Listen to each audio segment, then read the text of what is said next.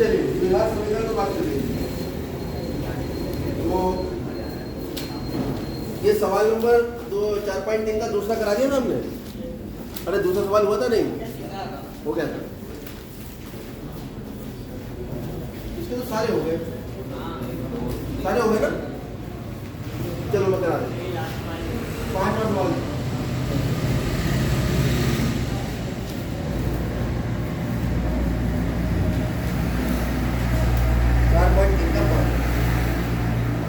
शुरुआती उसने क्या से करी है? क्या परिमाप 80 और क्षेत्रफल 400 का एक पार्क बनाना संभव है? क्या कहा उसने? परिमाप कितनी? परिमाप है 80 मीटर और क्षेत्रफल है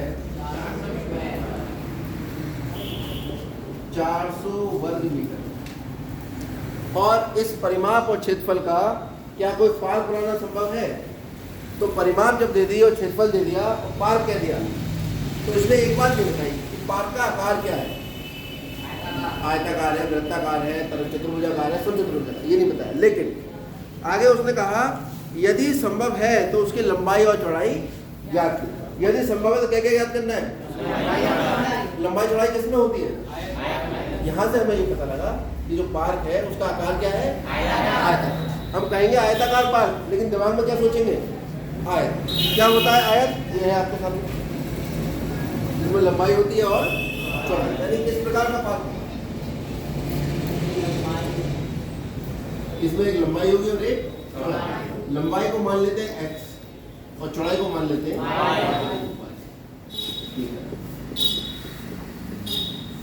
माना 5 मीटर, लंबाई x मीटर तथा चौड़ाई y मीटर। अब बताओ पार्क का परिमाप कितना होगा? पार्क का परिमाप जो होगा वो कितना दे रखा है? 80। परिमाप क्या होती है? उसकी बाउंड्री का योग। ठीक है, तो लंबाई प्लस चौड़ाई प्लस लंबाई प्लस चौड़ाई, 2 लंबाइयां हैं और 2 चौड़ाई हैं। तो परिमाप कितनी आई? 2 लंबाई प्लस 2 चौड़ाई, 2 कॉमन ले लो। तो पार्क का परिमाप हो गया 2 गुणा लंबाई x और चौड़ाई y। यहाँ तक कोई समस्या हो तो किसी को भी बता। परिमाप मतलब ये पूरी इसकी बाउंड्री का जो इसकी सीमा है उसकी लंबाई है। लंबाई प्लस चौड़ाई प्लस लंबाई प्लस चौड़ाई, x प्लस x 2x, क्योंकि आमने नहीं बराबर, y plus y 2y, 2x plus 2y 2 common, क्योंकि कॉमन लिया हुआ है, पूरे एलएचएस में से कॉमन लिया हुआ है, तो हम इसको दोनों तरफ 2 से भाग कर सकते हैं। तो हम क्या करते हैं? x प्लस y बराबर दोनों तरफ 2 से भाग करेंगे, ये वाला हो जाएगा, या ये वाला 2 गुणा करना है, इधर आकर भाग करेगा, दोनों बात देखिए ऐसे ही चल जाएगी। ये वाली बात समझ में आ गई? तो बराबर के इधर गुणा करना है, वो बराबर के उधर जाकर भाग करेगा, लेकिन बेसिकली होता ही है दोनों तरफ आपने किससे भाग कर दिया? 2 से।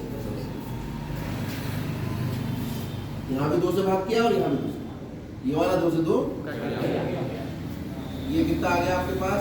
x plus y 40। तो y का मान कितना आ गया? y बराबर 40 माइनस x, समीकरण 1 डाल दें, प्रतिस्थापन विधि से कर दें। अभी तक हमें ये पता नहीं लगा है ये सवाल 2 चरों में रैखिक समीकरण का है या द्विघात समीकरण का है, अभी तक नहीं पता लगा।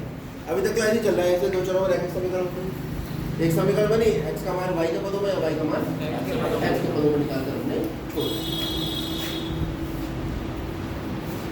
यहाँ तक कोई समस्या? अगली क्या बात है? क्षेत्रफल। अब तो पार्क पता है ना, पार्क का पार्क कैसा है? आयताकार। और क्षेत्रफल कितना है? तो पार्क का क्षेत्रफल होता है x गुणा y। y का मान y बराबर है कितना? 40 माइनस x रखने पर। जब y का मान 40 माइनस x रखोगे यहाँ पर, तो आपके पास कितना आ जाएगा? x का मान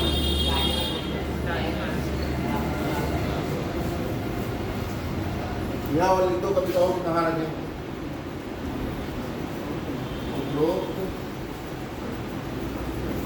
समीकरण में y बराबर 40 माइनस x, इस समीकरण में जब y था वो कितना लिख दिया? 40 माइनस x। और मान जब भी रखते हैं वो किसमें लिखते हैं? ब्रैकेट। देखो एक बात मैं यहाँ बता रहा हूँ आपको, अगर आपको कुछ समझ नहीं आ रहा है तो ये वाली बात तो समझ में आ रही है कि जब मान रखते हैं तो किस में रखते हैं, क्या दिक्कत है बेटा। ये हमारे जो नखून है हमारे पास ही रहेंगे, कोई नहीं उखाड़ेगा क्लास से, तो इन पर ध्यान रख दो, ठीक है। इधर बोर्ड की तरफ ध्यान दो, मुझे पढ़ा नखून कोई नहीं ले जाएगा तुम्हारे, यही रहेंगे।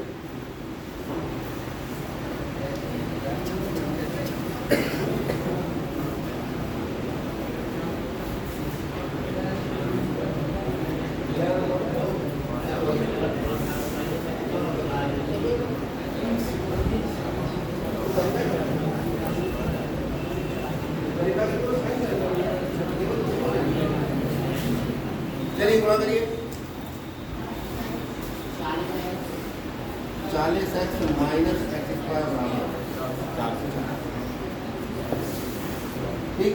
दो सबको अब ये हुआ minus x square plus 40x minus, ऐसे तो होता है।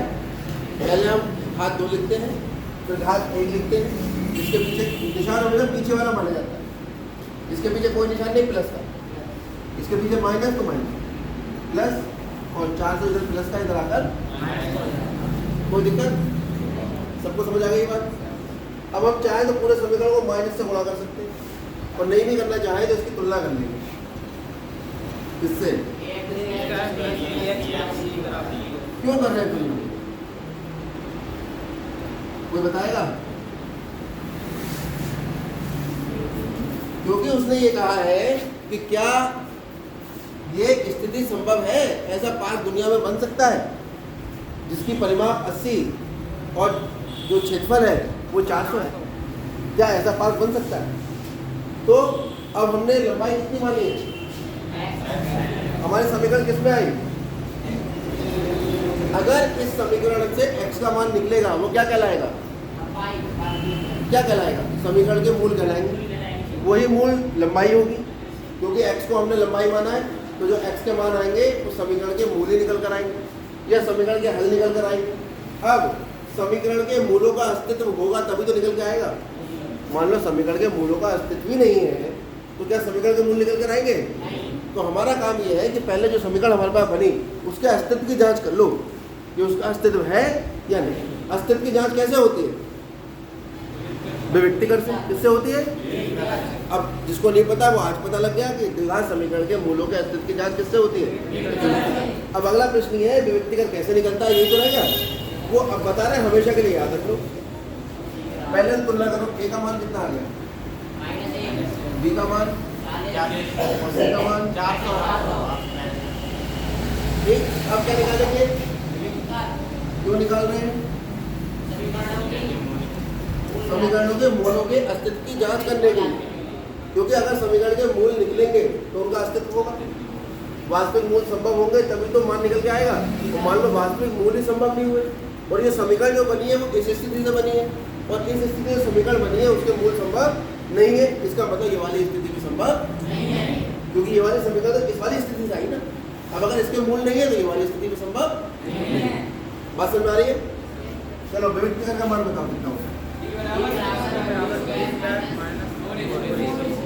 और हमने क्या बताया था, जहां जहां मान रखेंगे वहां वहां ब्रैकेट लगा देंगे, टेंशन की कोई जरूरत नहीं। क्या है वे? b का मान, a का मान, c का मान, और जब गुणा होती है तो पहले निशानों की गुणा करते हैं। गुणा होती है तो किसकी गुणा करते हैं? निशानों की। माइनस माइनस प्लस माइनस 4 चौक, और यहाँ 40 का मान निकालोगे, 4 का मान 16, 40 गुणा 40 करोगे 1600 आएगा। अब 16 बताओगे तो 1600 बताओ कितना आ गया। अब बताओ समीकरण के मूलों का अस्तित्व है, क्योंकि d बराबर 0। कल हमने लिखवा भी दिया था आपको, पता है? द्विघात समीकरण के मूलों का अस्तित्व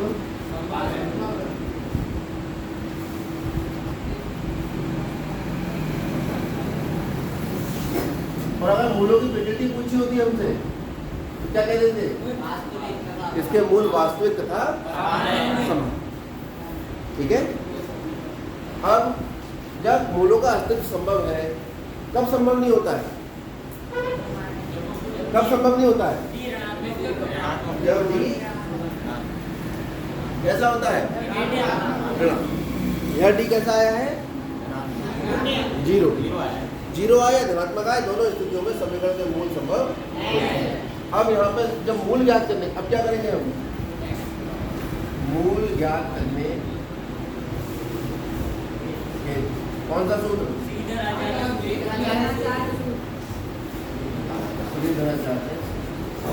क्या होगा?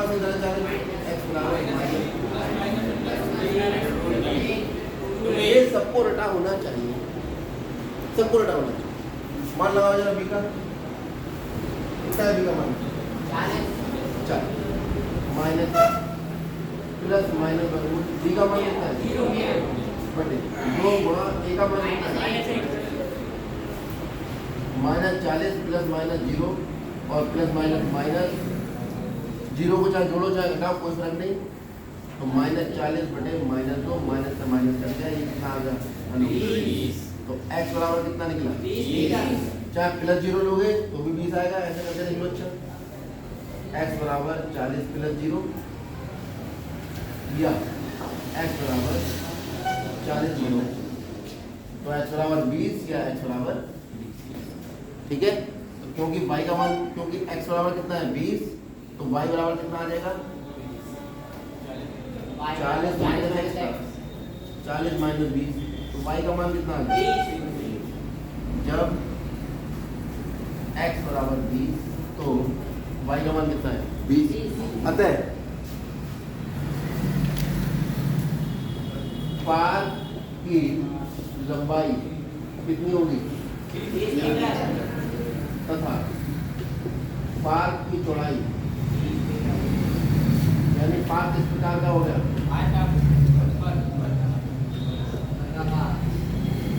समझ आ गया? अगला सवाल,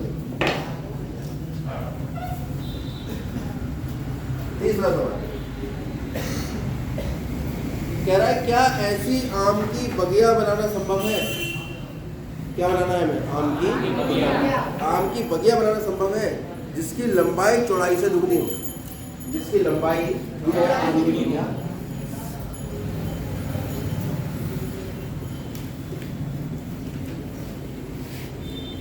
जिसकी चौड़ाई अगर x है तो लंबाई चौड़ाई की दुगनी हो जाए। क्या ऐसी बगिया संभव है? और साथ साथ इसका क्षेत्रफल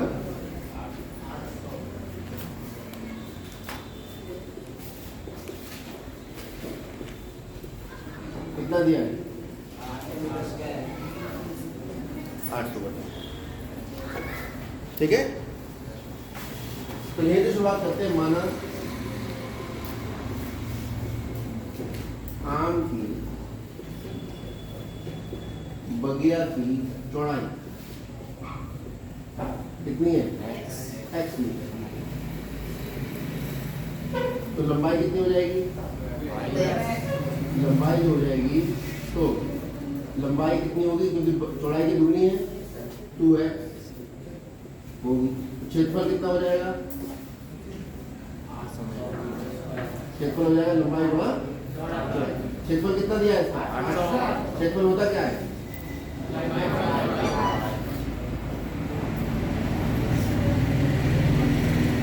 लंबाई कितनी है? 2x, चौड़ाई कितनी है? x कितना आ गया? तो x की घात 2 कितना आ गया? 800 बटे x पर कितना आ गया? चलो सर वहाँ पे भी 800 2x प्लस 2x बराबर 800। सर ये इसी लाइन में 800। अच्छा, एक जीरो कम। Yes sir. क्लियर हो गया? अब x स्क्वायर बराबर 400, लेकिन उन्होंने सवाल की शुरुआत कहाँ से की है? क्या यह संभव है? सवाल की शुरुआत क्या की उसने? देखो तो यहाँ से तो x का मान निकालेंगे, 400 का वर्गमूल 20 आ गया, आगे नहीं आ गया। लेकिन उसने क्या कहा हमसे? क्या ऐसी आम की बगिया बनाना संभव है? क्या का जवाब कैसे देंगे? क्या क्या जवाब देने के लिए इसको द्विघात समीकरण में बताओ। ये आ जाएगा आपके पास x की घात 2 माइनस 400 बराबर। इसकी तुलना किससे करोगे?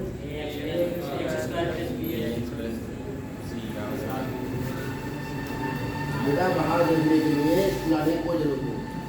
खिड़की से बाहर अगर तुम्हें देखना है कि कितनी कार कितनी बाइक निकल के जा रही हैं, आराम से स्कूल के बाहर चले जाओ, देखो। और शाम को बैठो 5 बजे खूब निकलती है, 8 बजे तक बैठी निकलती। अभी पढ़ने का समय है, इधर ध्यान दे लो, ठीक है। हाँ, तुलना करने ए का मान कितना है? बी का मान -400 देखो मतलब बी है एक्स का मान, और इसमें तो एक्स है ही नहीं, बी का मान कितना हुआ? 0।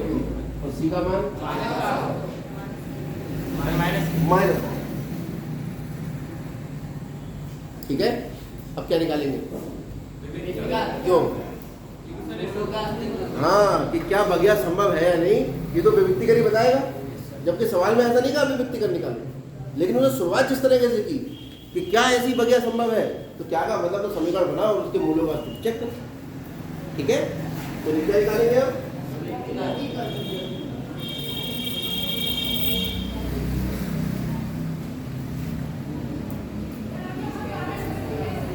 कैसे निकालते हैं? ब्रैकेट लगाओ, 0 का वर्ग 4 गुणा ए का मान 1 और सी का मान माइनस कितना आ गया? 0 माइनस प्लस 4। डी का मान कितना आ गया? 16। धनात्मक है ऋणात्मक है? तो ऐसी स्थिति संभव है या नहीं? बिल्कुल संभव। ठीक है, कहाँ करें इस बात को? ऊपर करें। इधर उतर गया नहीं? बता लिया सबने? नहीं, यहाँ करें। ठीक है, ध्यान रखें, ये ऊपर का पूरा इलाका इसका है। अब क्योंकि d बराबर है 1600, अतः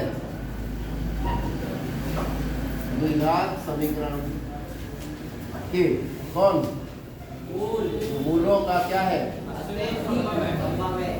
अस्तित्व संभव है। जब अस्तित्व संभव हो गया तो मूल ज्ञात करो। और मूल ज्ञात करने के लिए क्या करेंगे? ठीक है, मूल ज्ञात करने के लिए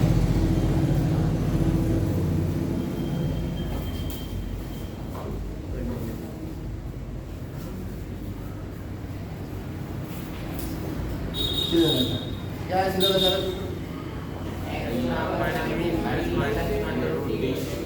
तो माइनस बी का मान तो 0 है, 1600 बटे 2 गुणा 1, तो x बराबर आ गया प्लस माइनस वर्गमूल 1600 को लिखोगे 440 गुणा 40,